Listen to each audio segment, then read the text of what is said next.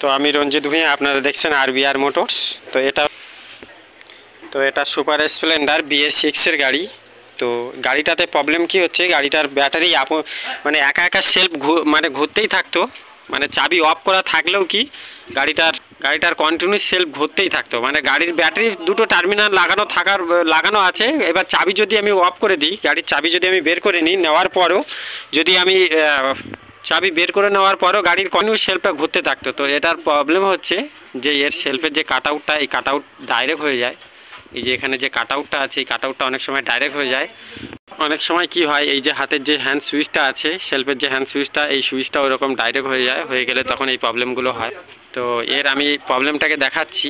এই যে ব্যাটারি আমি পজিটিভ লাইনটাকে খুলে দিয়েছিলাম, দেওয়ার পর আমি এই যে আবার দেবো। আমার চাবি এখানে অফই আছে, কোনো চাবি লাগানো নেই।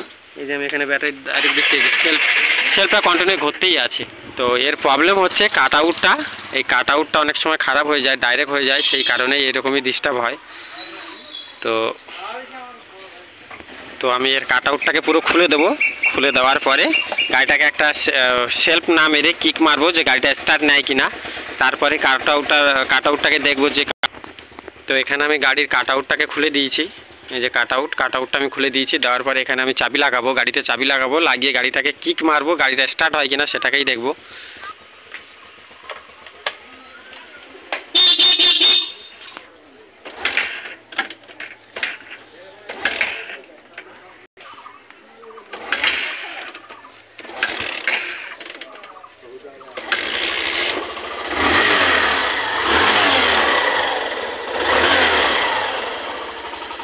তো এতে কিক মারার পরে গাড়িটা স্টার্ট হয়ে যায়, কিন্তু এখানে ইঞ্জিনের এখানে ডিসপ্লেতে মিটারে এখানে চেক ইঞ্জিন লাইট শো করে।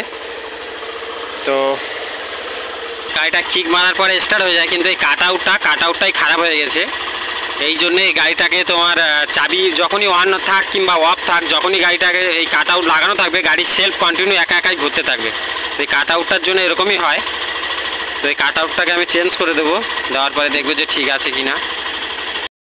তো অনেক সময় কি হয়, কাট আউটটা ডাইরেক্ট হয়ে গেলে এটাকে একটুখানি এরকম ঠুকে, এরকম কারুর গায়ে একটুখানি চারি সাইডে এরকম হালকা হালকা করে ঠুকে দিয়ে লাগিয়ে দিলেও অনেক সময় ঠিক হয়ে যায়। কিন্তু ঠিক হয়ে গেলেও কাট আউটটা অ্যাকচুয়ালি বাদ দিয়ে দেওয়াটাই উচিত হয়, কারণ এ কখন কোন সময় আবার ডাইরেক্ট হয়ে যাবে সেটা বলার কিছু নেই। তো আমি এটাকে ঠুকে দিয়েছি, দিয়ে লাগিয়ে দেখবো যে গাড়ি ঠিক হয় কিনা। তো ঠুকে লাগিয়ে দেওয়ার পরে চাবি আমার অফ করাই আছে। তখন কি হতো, চাবিটা অফ থাক অন থাক, কাট আউট লাগানোর সাথে সাথে ব্যাটারির পজিটিভ টার্মিনালটা যখনই দেওয়ার সাথে সাথে সেলফটা ঘুরতে থাকতো। তো এখন আমি ব্যাটারি টার্মিনালও লাগিয়ে দিয়েছি, দেওয়ার পরে এখানে কাট আউটও লাগানো আছে। তো সেক্ষেত্রে চাবি আমার অফও আছে, সেক্ষেত্রে আর ইঞ্জিনটা ওই সেলফ আর নিচ্ছে না। তার মানে এটাকে ঠুকে লাগিয়ে দিয়েছি, দেওয়ার পরে এটা ঠিক হয়ে গেছে, কিন্তু তবু এটাকে বাদ দিয়ে দেওয়া উচিত, এটাকে আমি বাদ দিয়ে দেবো। তো এবার আমি এটা চাবিটাকে অন করবো, অন করার পরে সেলফ মারবো। এই সেলফ মারার সাথে সাথে গাড়ি স্টার্ট হয়ে গেছে।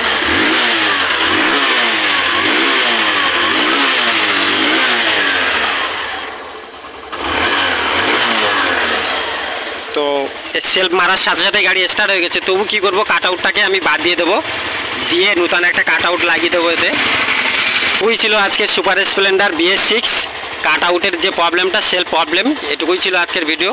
তো এরকম BS6 BS3 যে কোনো গাড়ির ওয়ারিং হোক, ইঞ্জিন হোক, যে কোনো রিলেটিভ যে কোনো ভিডিও দেখতে গেলে প্লিজ দয়া করে আমার চ্যানেলটিকে সাবস্ক্রাইব করুন, RBR মোটরস।